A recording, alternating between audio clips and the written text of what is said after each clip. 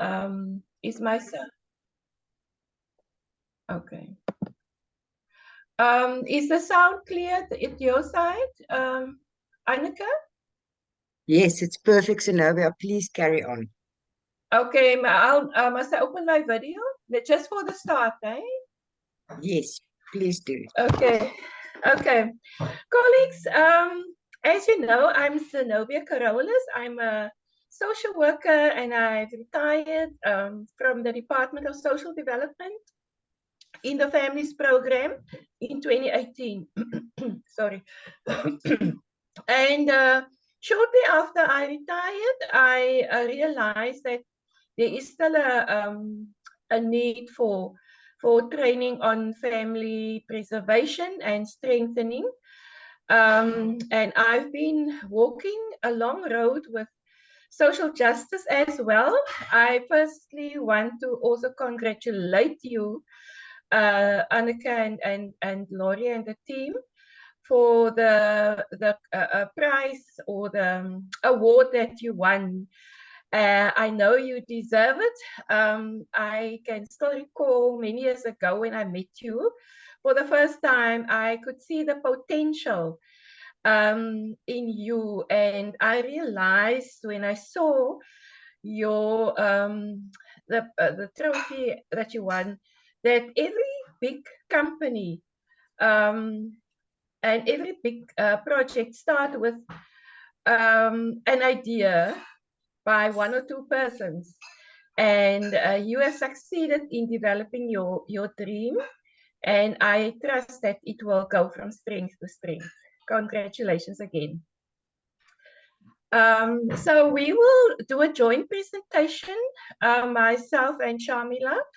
I will start. If you can go to the second slide, just to give you an overview of our content. We'll do the introduction. I will do the introduction. And there's a congratulations. And I will just give you a background on family preservation in context with family mediation, and just look at the skills that as social workers we can utilize to implement the preservation and family mediation.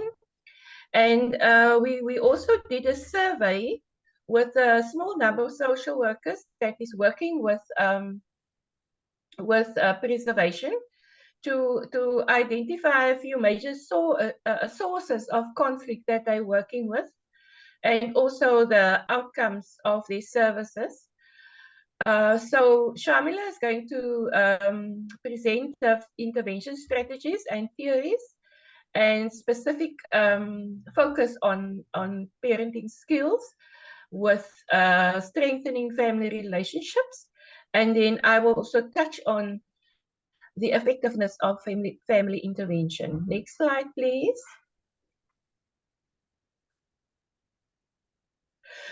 So I will switch off my video now so that we can focus on the content. Many years ago, when I visited the United States for a conference on child protection, I came to know this organization that is regarded as the founders of family mediation, called Home Builders. And the originator is a person with the surname Hapala, and he also wrote a book on keeping families together. And that time, the focus was on preserving families, keeping families together, and the prevention of disintegrating, especially removing children from their families. But this concept, family preservation, has grown and can be applied in all programs that we're working with, including family mediation. Actually, it's more linked to family mediation in my knowledge than most other programs. As you know, as social workers, we are working a lot with child protection as well. So family mediation is implemented and presented on an early intervention level. When it gets to the section or the time that you need to remove a child or you need to invest a situation where possibilities or signs of abuse, any kind of abuse in a family, we need to first look at what can we do to preserve this family. What are the reasons why the family is on the brink of this integration? So that is why I will also touch a little bit on the Children's Act and the white paper on families that actually include, there's a silver line through those two policies to implement a family mediation and keeping families together. So as you know, mediation, family mediation in our country is a growing profession, and it comprises primarily of family attorneys, so psychologists and social workers. We also have trained family mediation officers, and the point focus is then on alternatives to the legal system in efficient, cost-effective dispute resolution process to assist them in resolving their dispute. So we know what family mediation is. I just want to put it in context with preservation. So social workers in family mediation practice will be able to work together with the legal profession to preserve family relationships between litigants which may have become strained or destroyed by the adversarial nature of litigation. So we all know that it is not easy to get two parties together with different agendas, but we can utilize this family mediation intervention to strengthen both parties with their families. We know that also, obviously, there will be a divide in family settings and a change of family types. The white paper also speaks about different family types. And we must realize that once the divorce settlement or any settlement is completed, it's not the end of the line. There is new family types that need to preserve, but the core focus for us is to ensure that the children are safe in a stable situation, and their best interest is taken into consideration. Next slide.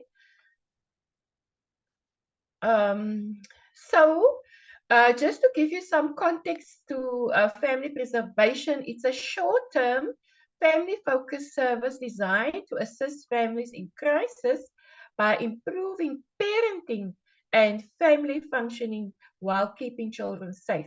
So the two components that we're looking at is improving parenting. So do we have a lot of organizations that specialize in parenting skills training, and also the family relationships. I know that organization like FAMSA, their logo is family relationships, to build that. So family preservation services are designed to provide an alternative yes option, and also it's more intensive, it's accessible, it's flexible and goal-orientated. So those are the core building blocks that we look at when you differentiate between intensive family intervention, family preservation, and normal family services.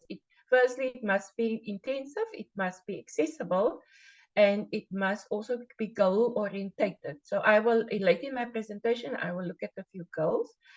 So the importance of family preservation and strengthening relationships is to prevent disintegration of families. The emphasis is on the number, a small number of cases.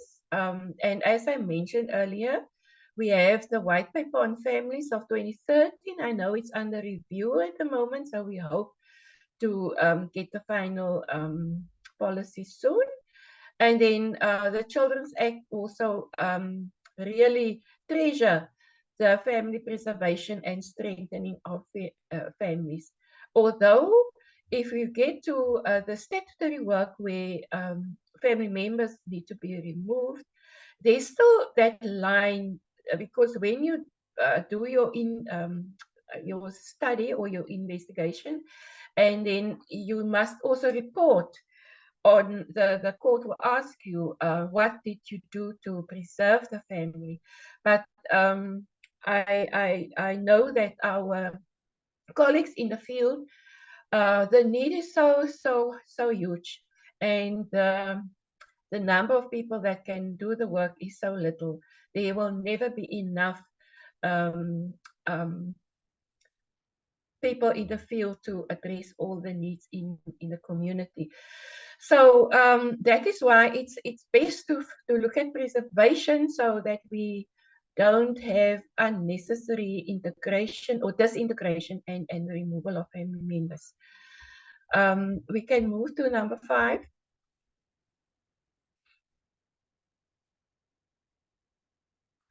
So as social workers, we are qualified and trained to work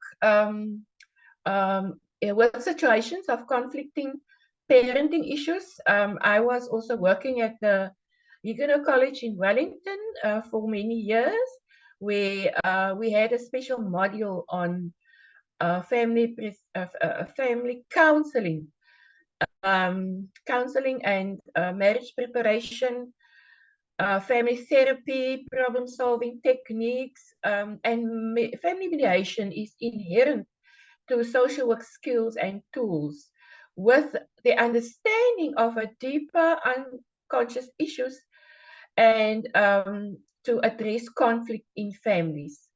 So we studied for 4 years, and when I completed my studies in the mid-70s, I realized that I need to really enhance, because at that time it was only a 3-year course.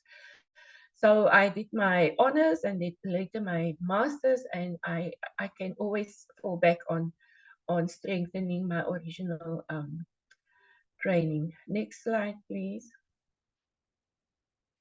Yeah, so as partners in the field of family law, we look at also a contact assessment, and then what the best interest of the child is. There is a section in the act that give a good outline of indicators for the best interest. I know it's always a big thing if you ask any party that is involved, what is the best interest of the child.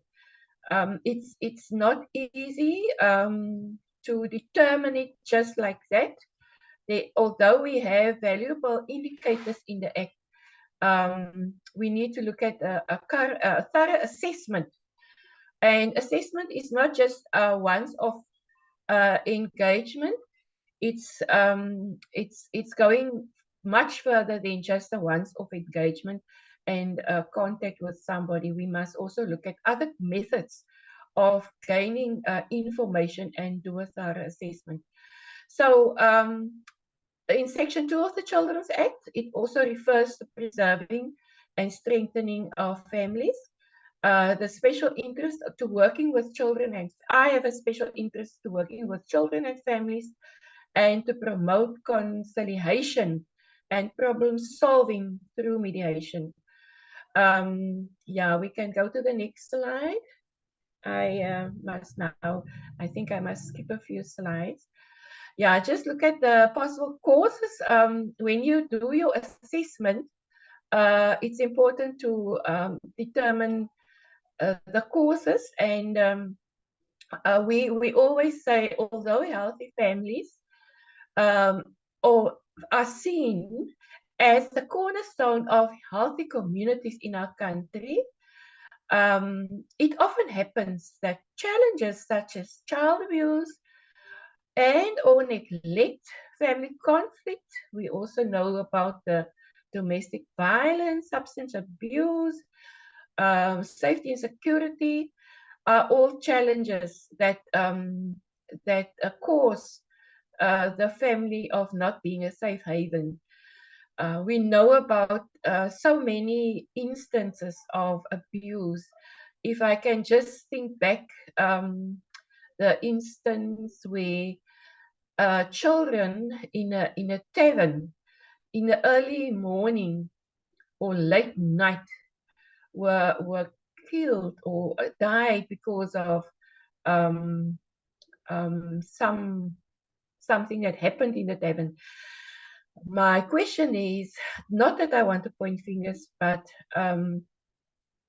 we we we we we need to protect our children, not as a family only, but also as a community. Look out for our children and protect them wherever they are.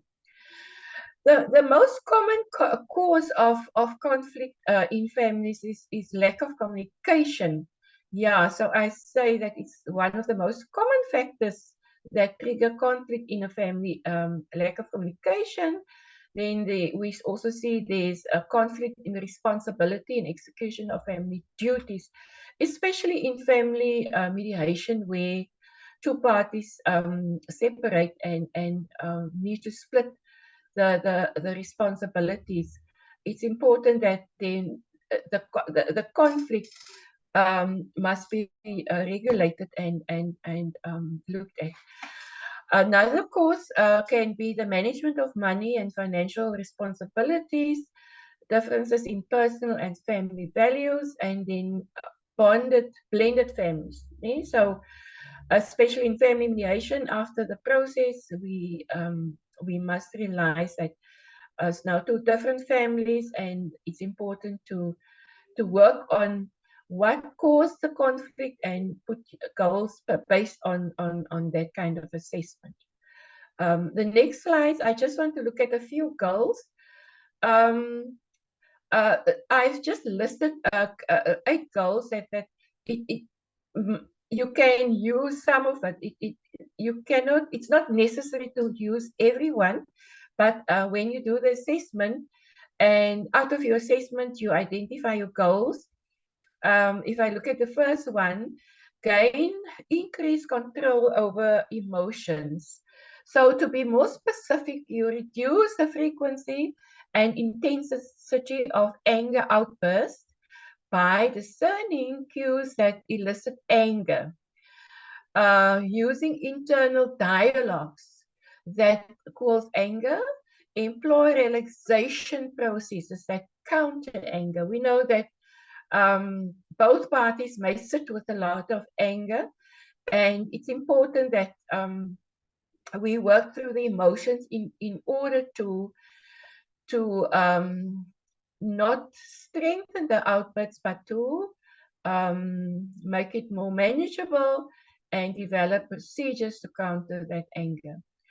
Then second goal, I'll just highlight a few goals because of time. Improve social relations. That is also the fine line that goes through all the interventions, because we in a situation where we have different members with different skills and also challenges, but need to be connected with each other.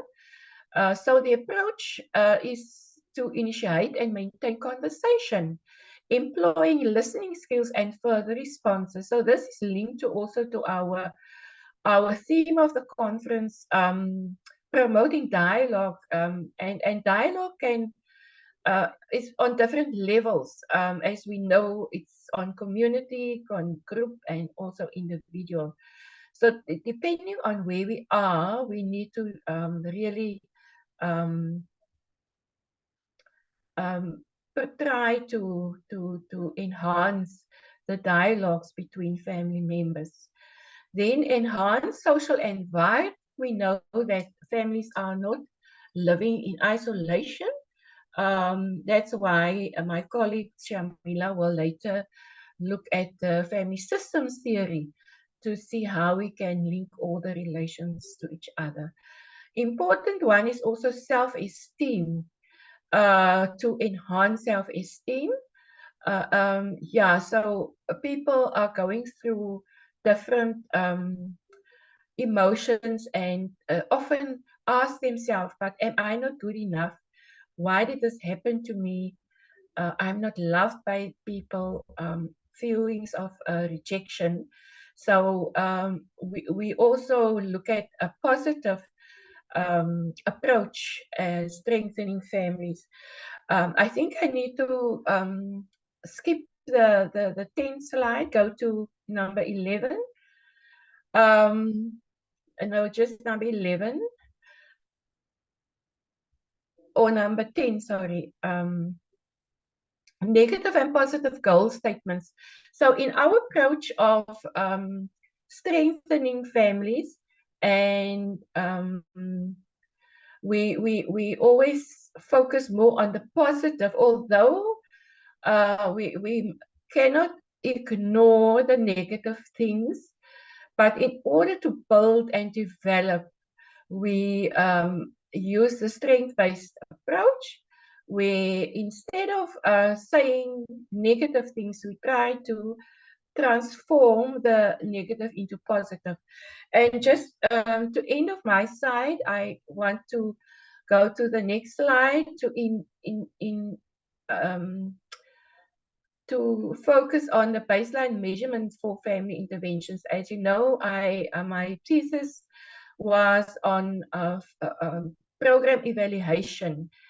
So it's important for us to ensure that the intervention has also has positive outcomes, and to build into your intervention a baseline measurements. So assessment and monitoring and evaluation is also something that we need to build into our interventions. So in order to determine the effectiveness of family intervention and of clients' progress towards achieving goals, it's necessary to obtain measures of incidents of problematic behavior before implementing change-orientated intervention. So it's always good to take your family with you when you determine the baseline measurements. One example is if a goal was to increase the frequency of positive messages, you ask your client to keep a daily tally of number of messages that they convey for a period of 1 week. So the daily average thus would serve as a baseline against which progress would be measured. So it's throughout the intervention. So if the family members can see positive progress, they are more motivated to continue with the intervention. These measures quantify. So we must also differentiate between quantity and quality in social intervention. It's more about quantity, no, more about quality. So you want to see change in behaviors, but in order to get the quality, you also need quantity. So if you can measure the times that the client conveyed positive measures, it will contribute to change in emotions and decrease of anger. And also doing self-monitoring, and then at the end, it will then be easier to determine progress and see the change of intervention, the change of behavior and skills and relationships. On that note, I need to give over to Sharmilla to continue with the rest of the presentation. Thank you. Good evening to Annika and the participants. Thank you, Zenobia. So I'm just going to take off from where Zenobia had left off. She did mention earlier that we will be covering the family systems theory in regards to mediation and family preservation. So I hope you guys can see the slide that I have on here, which I'm just going to try and see if we can, okay, which outlines the different levels of intervention within a family structure. So as you can see, we start off with the individual within a family. Then we go to the nuclear family, the extended family, which includes the grandparents and relatives. Then we move on to the social level of the family, which includes the schools, the religious organizations, our neighbors, and our friends. And also the multicultural level, which includes the socioeconomic, cultural, racial, and geographical context as well. So this theory was developed by psychiatrist Dr. Bowen in the 1950s, and his framework was developed for undertaking and understanding family dynamics. And as mediators, we often see families that come into our offices with unique situations. And in order for us to be able to assist them, it's important that we have some knowledge of the different theoretical frameworks that exist. So he says that families are emotional beings and influence each other's thoughts, the emotions, and behavior. He further views families as interconnected systems, meaning that families do not exist own, but rather within a family context. Example, if you have a couple that comes into the office and now they decide they want to go through with a divorce, obviously the decision of that spouse or the partner is going to impact on the other family members within that family context. We know that mediation recognizes that families are complex beings, and we aim to resolve conflicts by understanding the behavior of family members. So Bowen also talks about different concepts that are interconnected. I'm just going to be touching on 4 of these concepts. So the first one is triangulation, where he speaks about conflict between the parents, or it could be a parent and a child, where a third person is drawn into the conflict. Very often you would find that if it's a conflict between the parents, then you find that one of the parents will draw a child into the situation. And this leads to tension and a source of dysfunctioning within the family context. And it also becomes very difficult for the child now, as the child is now caught up in the center of the conflict between the parents, or maybe it's a parent and a sibling. The other concept is sibling position. Okay, where he talks about the birth order of the children within a family context. So normally you would have a firstborn which takes a leadership role. You find that the children, the firstborn children they tend to be more responsible, and they are more achievement orientated. Sometimes you find that the firstborn also takes on responsibilities of the parents, and also they would want to also take care of younger siblings in that household. A typical example would be children that are firstborn in a child-headed household, where you find that the parents are absent, and the first child takes over that responsibility of running that household by themselves. The middle child, we find that the middle child receives less attention and can be insecure, but also tends to be very independent. The youngest child is more carefree, attention-seeking, playful, and less serious, and often pampered. And we find that the only child in the family receives a lot of attention, is independent, mature, and is often comfortable around the adult or in adult company.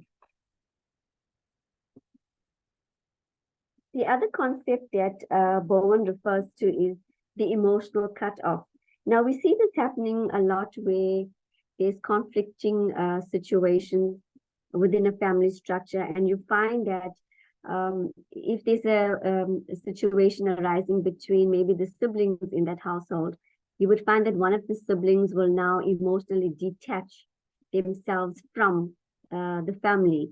They would limit contact with the family either physically or maybe telephonically, and they would only be, they would then give a silent treatment to the rest of the family, or they would only present or give their inputs if it's required. Then we have the multi-generational transmission. Bowen refers to this pattern of behavior as emotional and relationship dynamics, which are passed down from one generation to the other.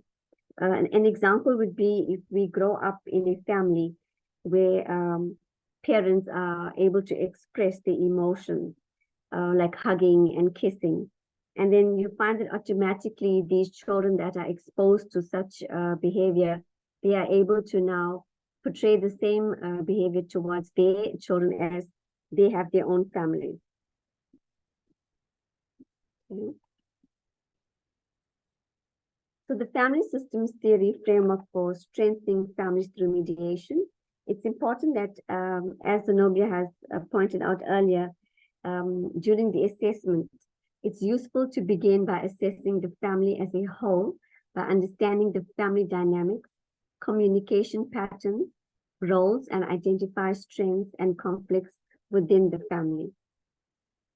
Inviting of all family members, and I think this is important when we're dealing with minor children that are involved in divorce proceedings, that we get them involved in the sessions as well, because it creates a platform where they can be heard and they also feel part of the process.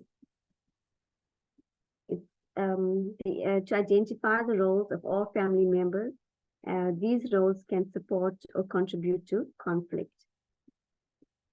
Communication, we've seen, is an important area to focus on. And effective communication within the family encourages open and honest dialogue. Family support, we have the importance of support within the family, as this can contribute to resolving family conflicts. Continuous feedback. Assessment doesn't have to happen at just one session. It's something that is ongoing. So it's important to assess the progress of the process and the family function to adjust strategies to ensure ongoing improvement. I think this is an area that's important because working with families, it's a dynamic, we're working within dynamic family structures. And it's not always that you're not going to find the same thing happening maybe a year down the line or 2 years or 3 years. Family dynamics are constantly changing. Hence, it's important that we assess and we go back and see what's going on within the family structures. So what can we do as mediators to preserve family relationships? We know as mediators, we can assist family members by demonstrating effective listening and problem solving. So how do we do this? As mediators, it's important that we listen attentively to what the different members of the family are saying. It's important that we maintain eye contact. We observe what's going on, the nonverbals, the tone in which the family members are speaking. Sometimes you would also observe when they come into to the mediation session, where they choose to sit. You might find maybe one member sits far away from the spouse, or one of them would be sitting, maybe the face is turned away from the other family member. So these are the nonverbals that we can these are the cues that we can pick up on in a session with the family. It's also important that we have empathetic responses by saying that you understand how you feel, and it must be really difficult for you in certain situations. It's like putting yourself in the shoes of the other person to try to understand what the other person is feeling at that particular time. It's also important that we avoid interrupting. If a family member is speaking, it's important that we allow the family member to say what is it that is on their mind, or what is it that they would like to see happen in the future. It's also important that we summarize key points so that you are on the same page as the other members as well. And we also know that one of the pillars of mediation is family preservation. It's important that we also create an environment that is non-judgmental and is safe for family members to express their feelings and their concerns. And we know that if given or if we can provide a safe environment, then we find that it's easier for family members to come up with a unique solution and create or draft a parenting plan that's going to be suitable for all family members. It's important that we promote collaboration between family members. And we know that one of the cornerstones of mediation is to encourage working together and jointly problem solving. Changing the negative patterns of behavior. We know that very often we have family members that come in, they're very unhappy about what is going on. And as mediators, it's important that we try to assist them and create positive.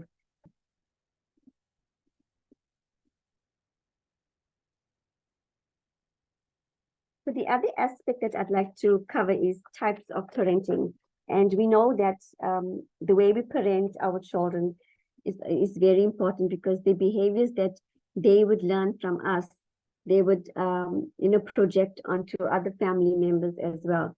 So we have 4 types of parenting styles: the authoritative, the authoritarian, the permissive, and the uninvolved parent. So we have the uninvolved parent and versus the permissive parenting. So permissive parenting, we have parents that avoid setting rules. They are very much lenient with their children, and they may enjoy freedom, but may find it difficult to cope with discipline and responsibility. There's inconsistency with discipline, which can lead to conflicts and impact on family preservation. The uninvolved parent are parents that are detached from providing minimum emotional support and guidance to the children. And this parenting style can be detrimental on family preservation. Children may experience neglect and can lead to strained family relationships and long-term consequences. The authoritative versus the authoritarian parent. The authoritative parent has clear rules and boundaries with warmth and support. Children feel secure and valued within the family structure. Parents of these children tend to have a better relationship, which contributes to family preservation. And these parents maintain reasonable expectations and rules. The authoritarian parent, they are more strict and demanding, but may lack emotional warmth and support. Children may feel controlled and leads to conflicting relationships. Children may be more disciplined, and it may strain family relationships and strain family preservation. Okay. Some of the ways that parenting can influence family preservation, as we've discussed already, these are some of the skills that as mediators we use as well. And one of the key factors that we have identified is communication, which obviously involves being open and having healthy communication with children. It enhances the trust relationship mutual understanding, and a strong family bonding. Language and the manner of our approach when speaking to children. It's important that when we have younger children, that we try to use language that they are able to understand. And the tone of our voice is also very important, as this can also impact on their behavior towards each other within a family structure. Role models. As parents, we are role models to our children, and positive parenting such as empathy, which we've spoken about already, respect, conflict resolution can be passed down and promote a healthy environment. Discipline and boundary setting is crucial in parenting. Consistency can help to maintain order, and need for clear and consistent rules are imperative.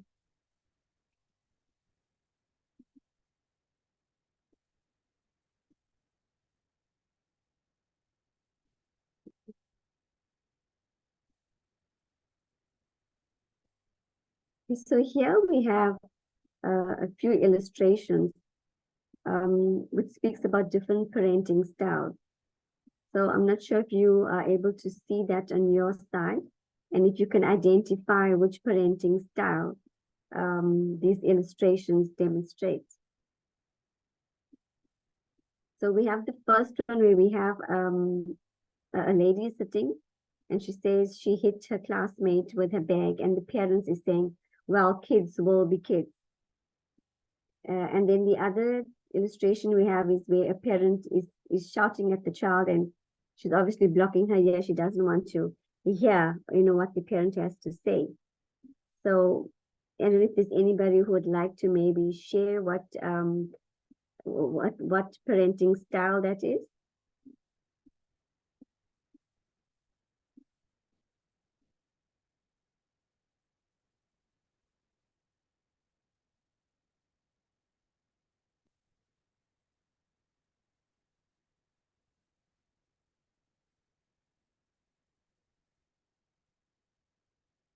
Right? Sharmilla, we couldn't hear your video. I couldn't. I suppose the rest of the delegates also couldn't hear. So maybe you It's not can. a sorry, Annika, it's not a video. It's just two illustrations. Okay, perfect. Sorry. Can you see that? Yes, we can see the illustration. Would you Okay. mind going to slideshow view? Then we can see the slides a little bit more clearly Okay. Okay, let's see. from current slide. Okay. Is that better? Yes, wonderful. Thank you. Okay, so we have two illustrations here which speaks about different parenting styles. So this was actually meant to for the viewers or the participants to maybe look at what kind of parenting styles is being illustrated, and how we parent our children in terms of relationships. So I'm not sure if there's anybody that would like to comment on what they are seeing.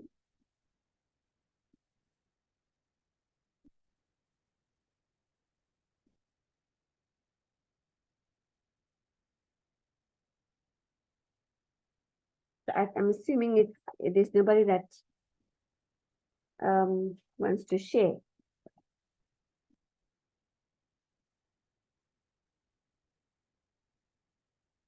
So the first one would be a permissive parenting, where a parent is obviously, just accepting. The teacher obviously sees the behavior as not being correct, but the parent is just saying, well, kids will be kids, and is accepting this kind of behavior. And the other one you can see is a more authoritative parenting, where a parent would, want to have boundaries, and this child is just not paying any attention to what the parent is saying.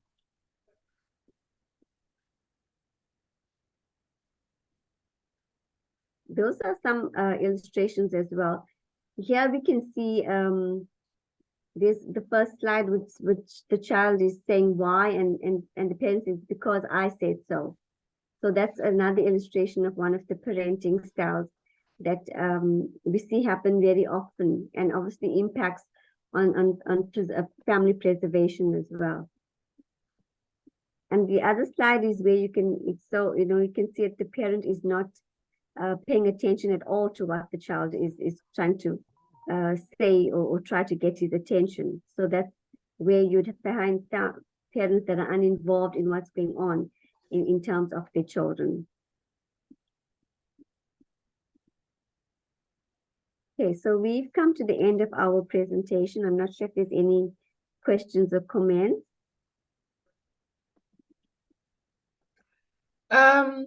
Sharmilla, I just noted that there are a few comments in the chat box. We will look at it, and maybe I see that comment on the family systems theory. We need to guard at the triangulation, especially when it comes to the voice of the child. So I think that needs further training and further discussions in our various network platforms. I also just want to share that, or say that we did a short survey, and we didn't look at the slides where we commented on some of the outcomes. But you got the slide, so you can look at it in your own time. But unfortunately, our time is running out. Annika? Thank you so much, Zenobia. We've got quite a few comments. Is there any more comments from the floor? Would you like me to read the comments to you guys? Susan Smith said, I think it might be good to discuss boundaries when it comes to technology. A lot of parents are struggling with screen time. That's so true. And then Tracy, you also made a comment that you brought up, Zenobia. Is there any more suggestions or comments that the floor would like to make?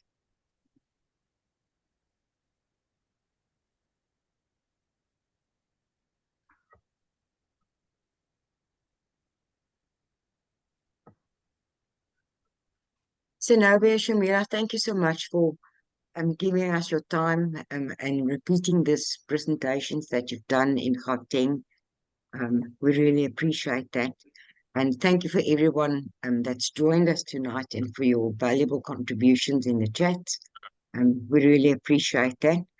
And if there's no more comments, there's another comment from Sadly saying, very informative and would assist me with parenting approach.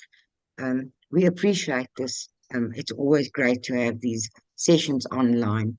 And I would like to close the session now and say have a great evening, and we look forward to seeing you soon. Bye-bye, and thank you for attending. Thank you. Thank you for organizing. Bye. Good evening, everyone. Have a great evening. Bye.